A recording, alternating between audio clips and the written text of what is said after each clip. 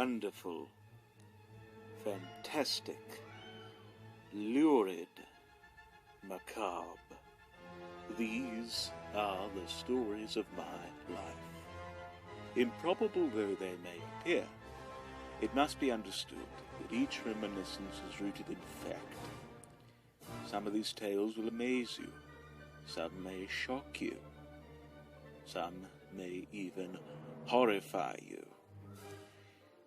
The truth is stranger than fiction, so prepare a handsome repast and proceed with caution.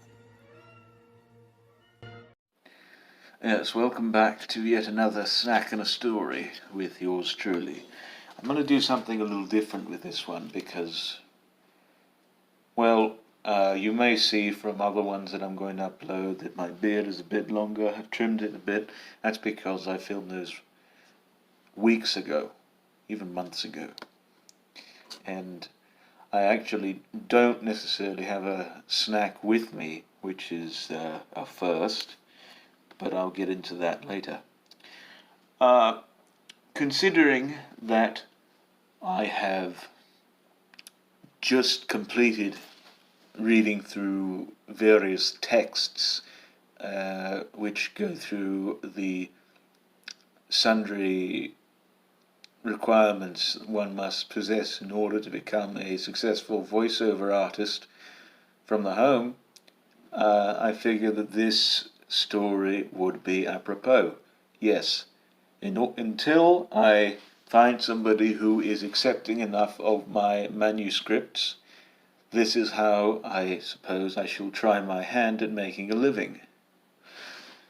So, I guess the snack in question is just a cup of water, really.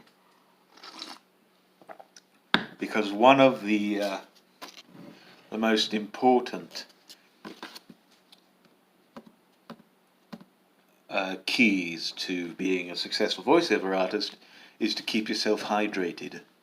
And I have it in a mug here because I've left my big old flask or whatever at my parents' house. So let's go ahead and get on with the story, shall we? So, throughout my years, I have been told by various people, be it just from general conversation or, you know, whether I've just got done performing in a show of Spamalot for my high school, and if you hear people hammering, they're just working on the house next to mine, that I ought to, that I have such a wonderful voice and I ought to consider going into voiceover acting. And I took that with a grain of salt, usually mainly because, well, I didn't really think myself capable enough of such a thing. At the time, that is. So I would let those stew around in my head for a while and, just sort of forget them.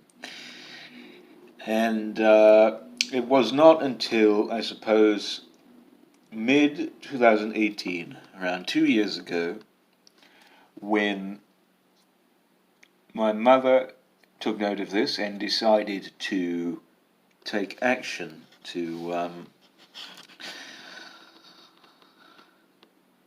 try and see if I really do have what it takes to be a voiceover artist. So she took me to this seminar at a voiceover, I suppose, institution, which shall remain nameless, headed by a married couple, one of which happened to be one of the backup voices for Fred Flintstone, oddly enough.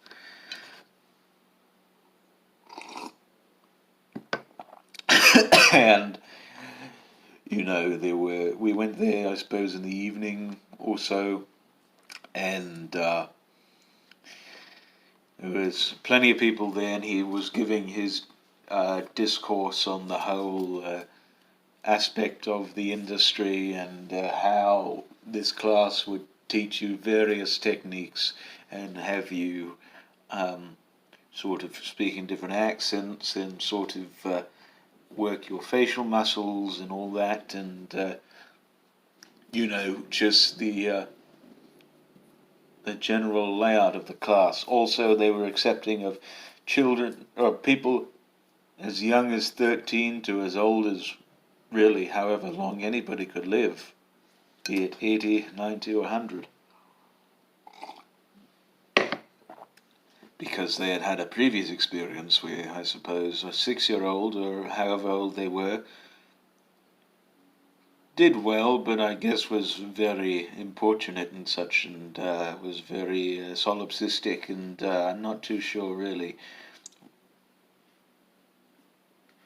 I'm not too sure of all the details on that, but that seems to be the gist, I guess.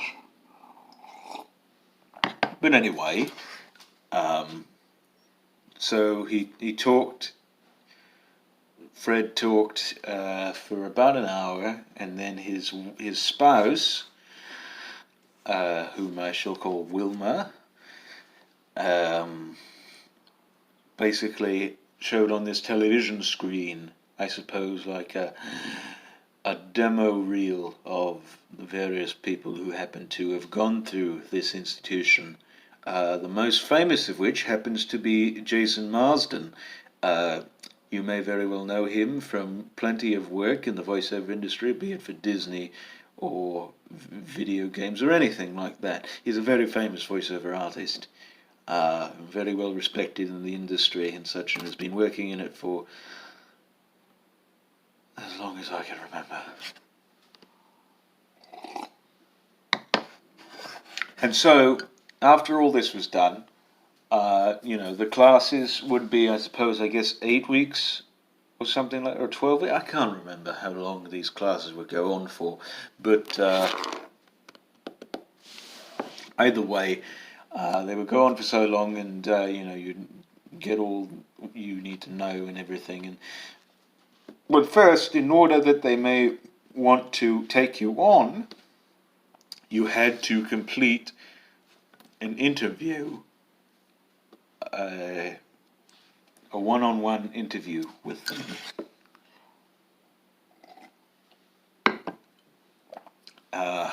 Which involved, I suppose, reading various scripts for commercials and just keep telling a little bit about yourself and everything of that nature and sort, and just them trying to get an idea as to, if you want to know what I'm doing over there, I'm just moving around books up top there. Basically just to get a better idea of whether they should take you on or not, and what type of person you are. So I volunteered to be the first one to have an interview, and Fred, when he had checked me off, when he had noticed me, he said that I had a nice sound to me, which, was very encouraging. Very encouraging. And he ticked me off and said that he would see me the following day.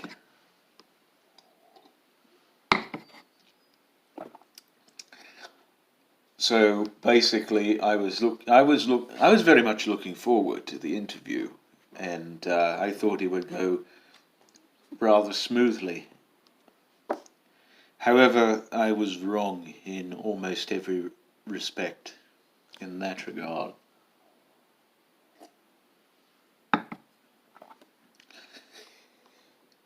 The interview was conducted by WILMA, yes, Fred's wife, with Fred himself nowhere to be seen.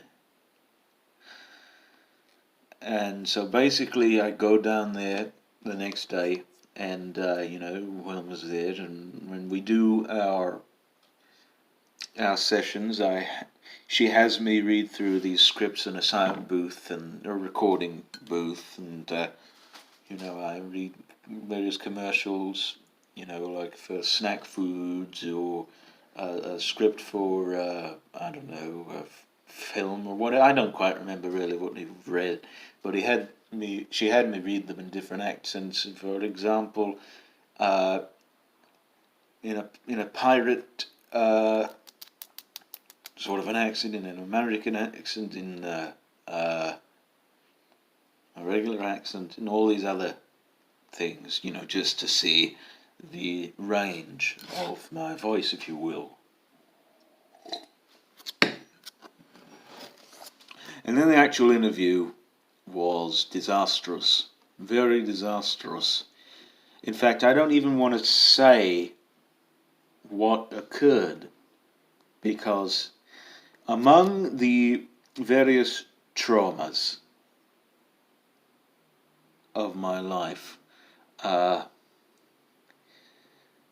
this, and I suppose maybe two others, are ones that really, I think, ought to be erased from memory, my memory, but unfortunately it seems as though that I cannot. I mean, basically, you can tell that I'm hesitating. I'm hesitant as to tell you what it is that she said. But basically what she said was that because I had autism, that I suppose, she was afraid that I would sort of degenerate and have a meltdown or something in the class or whatever, and that would somehow hamper all of the other people who were paying. And then my mother retorted, when I told her all this, that we were paying as well, so what does it matter? And then there was other things too, like how, I can't remember, but basically she was disparaging me for my condition, which really, most of the time, I don't tend to think about, but it was really brought forward to me at that occasion. And apparently they had other people on the spectrum as students. I do not know if they did well, but let us just say that after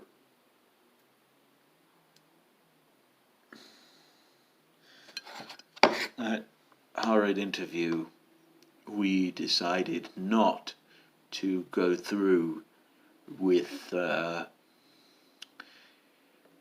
this whole voiceover thing. I did not do it for about 2 years.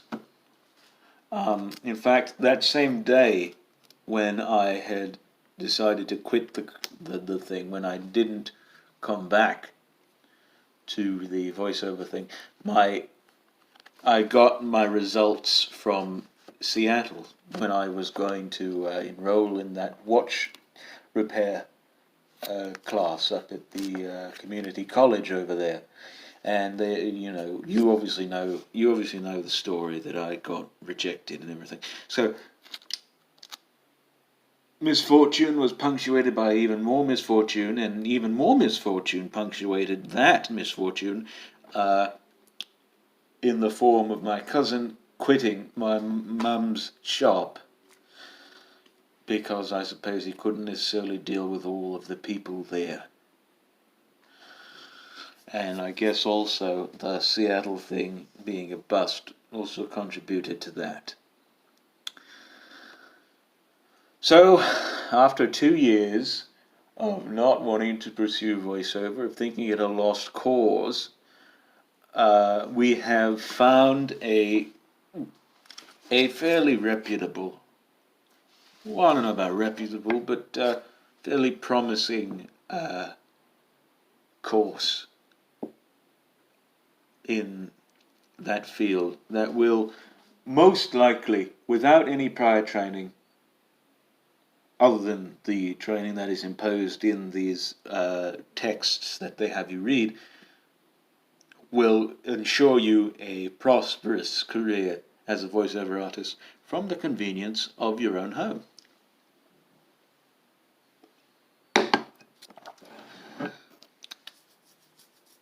And before that, actually, I had an offer to do narration for a documentary by a producer of, as I said, documentary films, but nothing ever came of that. And so this program was founded, and now I'm going to try my best to make something out of this. Anyhow, that was this snack and a story. Well, really, just drink and a story. I don't know why I didn't have a snack with me. I don't really eat that much anymore. I stopped eating lunch about a week ago. I just only eat breakfast and supper now, and usually maybe a snack, something in the middle of the day. But anyway, that was this snack and a story, or as I said, drink and a story.